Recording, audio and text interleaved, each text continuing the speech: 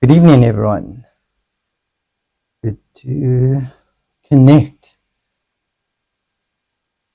What we want to do, just get some thoughts out there again. Talking about building a strong Israel and a Jewish people.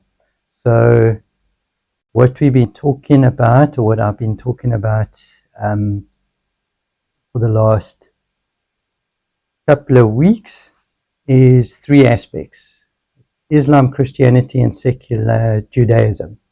So just to recap, we had Islam stealing the birthright from the Jewish people, Christianity also trying to steal the birthright and bring in idolatry into the worshipping of God. And tonight I want to deal with secular Judaism. Okay, so what I want to do is just let's bring the focus before Mount Sinai. Okay, we all know the story of, or those that know the Bible or the Bible story, the Jewish story, is they are slaves in Israel, in Egypt, not in Israel, in Egypt, and they get saved out of Egypt by God. They go to Mount Sinai and they get the 10 Commandments and laws. They get chosen as God's people to represent Him on earth through the promises that were made to Abraham, Isaac, and Jacob. But what I want to do in this talk is go before Mount Sinai, because this video is about secular Jews wanting Israel to exist outside of the belief in God. So let's talk about this. You've got Jews that are out there that are secular. They don't believe in God or necessarily believe that there is a God. They do believe in the Jewish nation through the history that the Jewish people are different. They got certain customs. They got certain holidays, ways of life. They base it on the Torah or the 10 Commandments. So they are considered as a nation or a society that is advanced in morality and the governing of their own people. Okay, so with those people in mind, I want to deal with the question is, can Israel exist without God? All right. Or can Israel exist without the recognition that there is a God? So if you want to go to Mount Sinai and say that the Jewish people got the 10 Commandments through Moses, Moshe, and the 10 Commandments are given, then through over time that those 10 Commandments are expounded on. They've got 613 laws that are extracted out of that, and that's how they conduct their society. Okay, and taking the viewpoint that the 10 Commandments is a human idea based on human intelligence, and then over the centuries and millennia, like thousands of years, through discussions, it advances through to where they have a society today. Okay, now if we take the building of the Jewish people pre-Mount Sinai, could it exist without them recognizing that there is a God. So what I want to do is focus on the matriarchs, or the mothers of the Jewish people. We know the fathers of the Jewish people would be Abraham, Isaac, and Jacob, but there were the mothers as well, the mothers being the wives of the patriarchs. So who was Sarah? Sarai, she was Abraham's wife, and was part of the first promise that God made to Abraham. After Abraham recognized that there is only one God, the tradition goes that Abraham was brought up in a society that worshipped idols, and he came to the revelation that there is only one God. And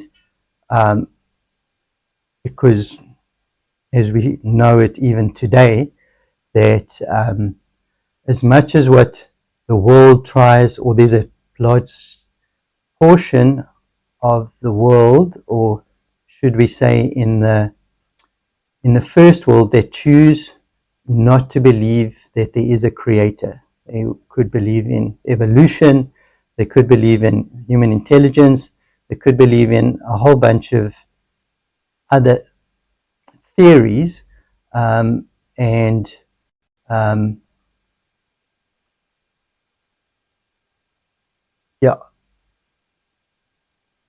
have their own understanding of how societies, or how the world came into being and in existence, and where all the people came from. Okay, and then you've got those that are not from the, let's call it the Jewish faith. They do believe that there is a God, or there are gods, depending on which movement it is. So it's been around since, let's call it, creation as well. So Abraham was part of that, but there was a lot of idol worship, but he came to the realization that there is only one God. And from that, God said, listen, leave your father's house and go to a place that I'll show you. And he took his wife, Sarai. Sarah was there. A child was promised, and they had, between Abraham and Sarah, they had Isaac at a very late age, where Abraham was 99 years old and Sarah was 90 years old. She fell pregnant and she had Isaac.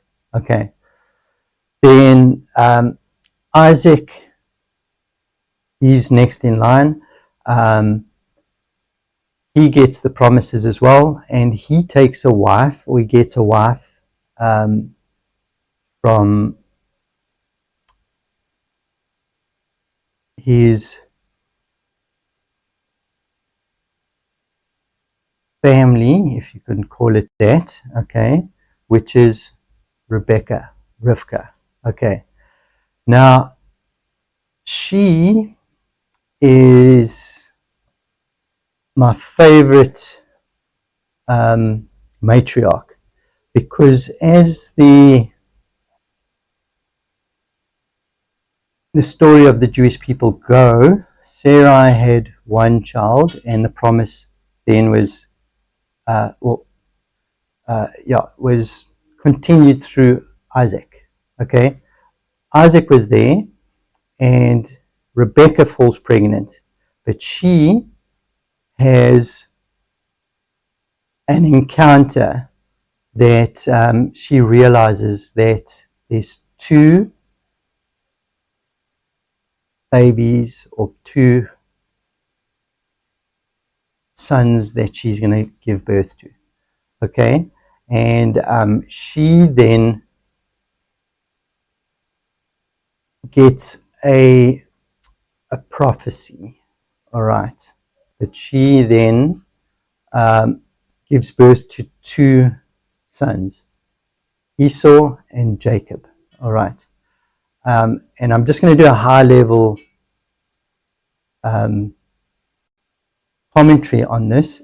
Now, we see from the Bible, that is the Bible that can be read by anyone. It's part of the Christian Bible and the Hebrew Bible, public domain, so much that's out there, that Esau gave away his birthright, firstly, and he was a man that did all the right things, but wasn't spiritual in the way that Jacob was. And Rebecca got the prophecy of who was going to be the one that was going to carry, or what she needed to focus on, that was going to carry the Jewish people forward with the right belief system, if we can call it that. So just remember, I'm oversimplifying it so that you can take this deeper by asking questions with Jewish people around you, rabbis, and doing your studies as well. Okay, so the one thing that I like about the decision that she made was she focused in the right areas in the right area to direct the right son in the right direction for the future of the Jewish people, which would recognize who the God of Abraham, Isaac, and Jacob. Okay, so the Jewish nation is built on the belief of that there is a God, that there is only one God. Okay, and she made the right choice to guide the right son in the right way. Esau had his issues right later on in his life. He chose the right path, and he came back to the same, if you can call it the same, realization that there is the right way to serve God and to recognize God. Okay?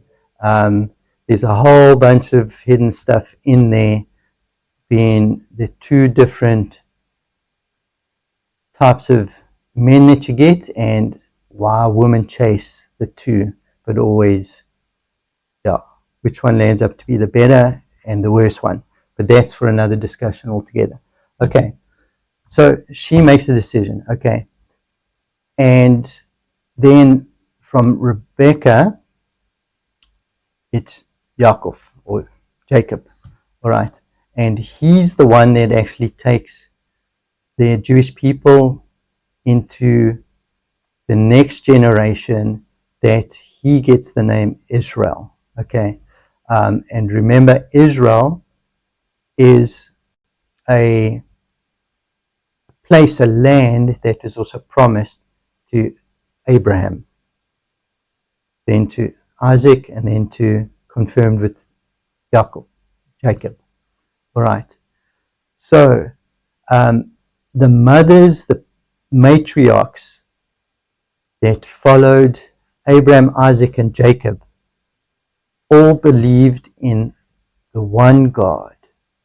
They all led a certain lifestyle that then gets handed down from generation to generation to the Jewish people as well, because your Jewish heritage comes through the mother, okay, not through the father. The which tribe you belong to will be handed through the father. That's for another discussion. But your Judaism comes through the mother. Okay, so they are the ones that hand the practices, obviously through the guidance of men, but to the next generation, and the practices of the woman as well, to know, is there a God, is there not a God? Okay, so they were key in understanding that there is a God. Okay, so can Israel exist without a God? Well, so far the answer is no, because the Jewish people were the ones that recognized from Abraham, from Avram, that there is only one God, and He's the creator of the world, and He's not in the world, He's not part of the world, He's outside of His creation, but He's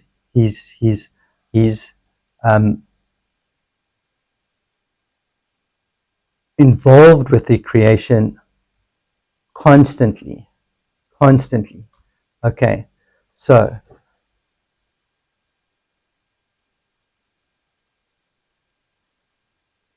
there is a God, and it comes through the matriarchs as well as the patriarchs, Abraham, Isaac, and Jacob. And then you've got Sarah, Rebecca, Rivka, and Rachel, and Leah. That's for another discussion. Okay, so why does Israel exist?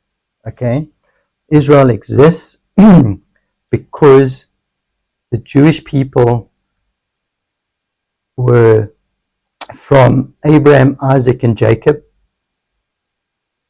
were given promises. They landed up in Egypt as a Jewish family, you can call it. There were 70 souls that went into Egypt, and while they were in Egypt, they grew into a nation. Okay, Egypt, Paro, then enslaved them. There's a whole bunch of stories or happenings which happened in Egypt, and God, through the slavery, eventually frees the Jewish people now as a nation out of Egypt. Okay, and that nation then leaves Egypt, all right, goes into the desert. They didn't go into the promised land yet, the promised land that was promised to Abraham, Isaac, and Jacob. They spent 40 years in the desert where God fed them, looked after them. There were practices that happened, which was after Mount Sinai. Mount Sinai was where Moshe, got the 10 Commandments. Okay, so Israel exists because it was promises made to Abraham, Isaac, and Jacob, the matriarchs, the mothers of the Jewish nation, also believed with the husbands and brought up children that believed in God, that believed in the one true God, the God of Abraham, Isaac, and Jacob. Okay, that's why Israel exists. That's why the Jewish people exist. Okay, when the Jewish people came out of Egypt, finished their time in the desert, they went across the Jordan River and they went into Israel. Okay, and that's where Israel as country, or the place that we know it, was formed. All right, so what I want to just talk about, just the concept of a Jewish nation or the Jewish people that are settled in Israel that want to take out God out of the Jewish nation, or out of Israel. All right. We got a reference point in the Bible that happened before these promises that were made to Abraham, Isaac, and Jacob. And it's an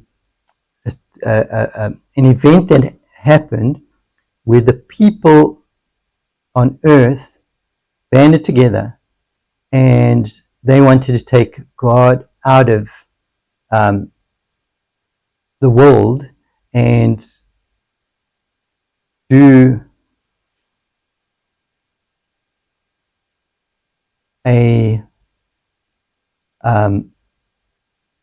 society, or build the world and all the accomplishments and everything without the recognition of God.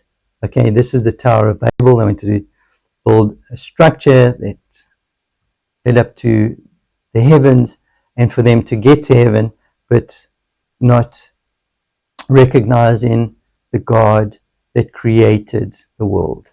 All right. This is the time after the flood. All right. And what actually happened then.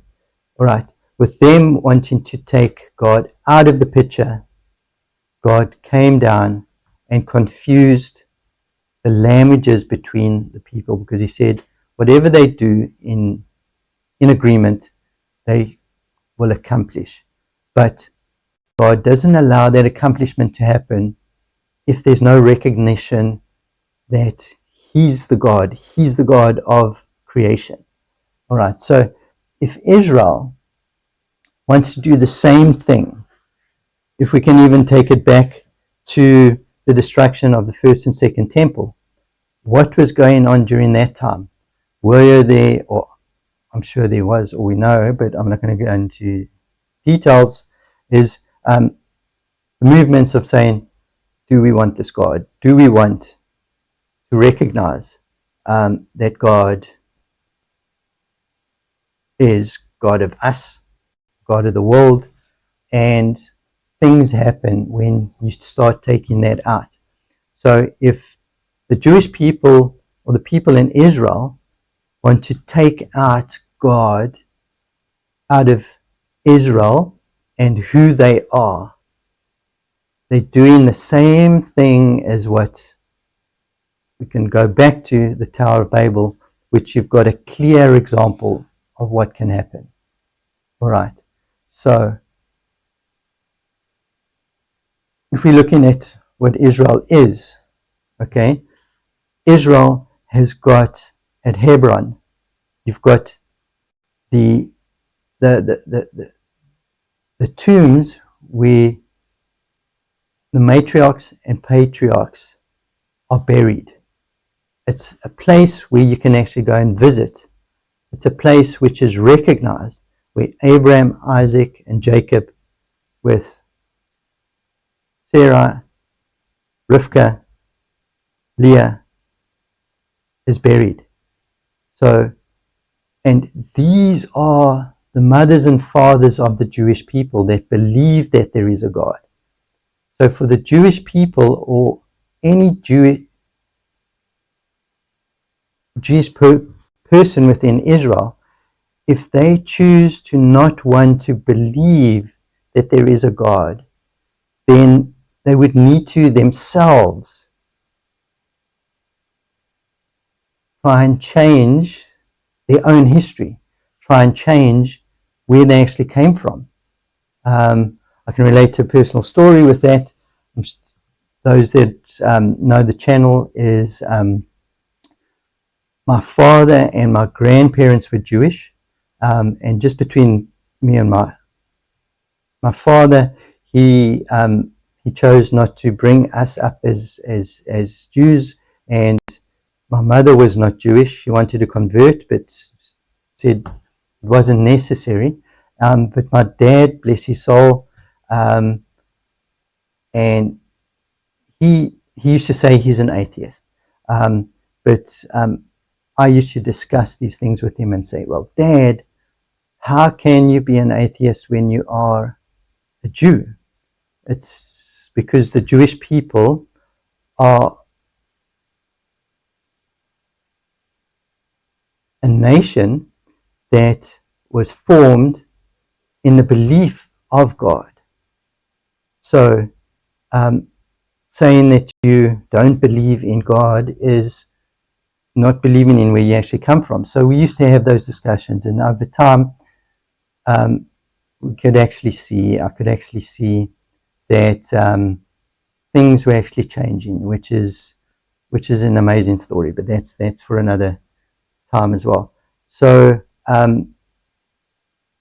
for a Jewish person, or for Israel to try and take out God out of Israel, out of where they're from, is trying to do what they did at the Tower of Babel. And as history shows us, God, well, it's not that God doesn't allow it. There's actually the remnant of the Jewish people that choose to hold on to the truth of who they are, what they are to do. They are to be the light to all nations. They are to bring the revelation of who the God of Abraham and Isaac and Jacob is. They are to be an example to the rest of the world of who God is, who the Creator is, how to serve Him, not in the same way as a full Jewish person, but there are ways to serve God. And in Jerusalem, where the site of the temple is, where the third temple is going to be built, there is the Western Wall, where you can go and see it, you can experience it, you can see how the Jewish people, those that hold on to their beliefs, to hold on to the calling, the responsibility to worship God in the place that He designated, where Solomon built the temple there from David's instruction and resources, King David, and where the third temple is going to be built, and where all nations can come. It'll be a house of prayer for all nations, okay? And obviously run by the Jewish people, the Cohens, the Levites, and the other Jews. So I just wanted to leave that with everyone, food for thought. The Jewish people in the diaspora, the Jewish people in Israel, that are thinking that God doesn't exist, or to try and take God out of their future or even their own lives. They can choose not to believe that there is a God. You can have the Jewish people that are there. It's their choice. It's their choice. Everyone has a free choice, because God gives you that choice to be able to believe or not to believe. Okay? But if a Jewish person chooses not to believe that there is a God, that doesn't make it true.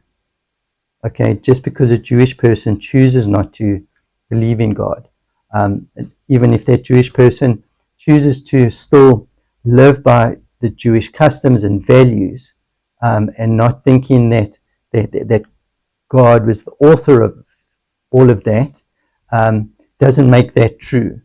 And even if they choose to say, well, we'll still exist with that premise, that doesn't make it true, because that's not what's going to be lasting, because God and the remnant of the Jewish people are the ones that continue to keep the revelation of God in the world in existence.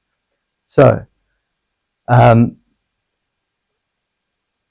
what's next? I think just get to educate the current generation, get to educate the next generation, educate the world of why does Israel exist? Why does it exist? Go look back in history why it existed. Why have the Jewish people always been under attack to take this revelation out of the world and out of history? Why is the birthright under attack from the Islamic movement? Okay, to take out the Jewish people, what they were supposed to do, and for them to bring in their revelation of who God is. In the Christian circles as well, through their understanding of who the Messiah, well, they present a different Messiah, they present a different belief that there is Jesus that took the birthright from Abraham, Isaac, and Jacob, and I went into detail in the previous video on that. You can see that. So to keep the Jewish people strong, to keep Israel strong, is the education side. To keep speaking about why does Israel exist? Why do the Jewish people exist? How did they get there? What is Mount Sinai? Where is Mount Sinai? What happened at Mount Sinai? Did it start at Mount Sinai or did it start before? And continue to speak in the truth about Israel, the truth about Jerusalem, the truth about Hebron, the truth about why the Jewish people have always been under attack. What happened in the Second World War? What did the Nazis and Hitler try to do? What was the game plan for that? Was it the first time in history that happened? What happened on October 7th, 2023? What were the Islamists, Hamas, trying to do? What were they trying to accomplish? What is currently trying to be accomplished by those that are still against the Jewish people? Iran. What is their ideology? What is Turkey's ideology? What is in Egypt's ideology? What are those mindsets? What are those ideologies, and how do they look at the Jewish people?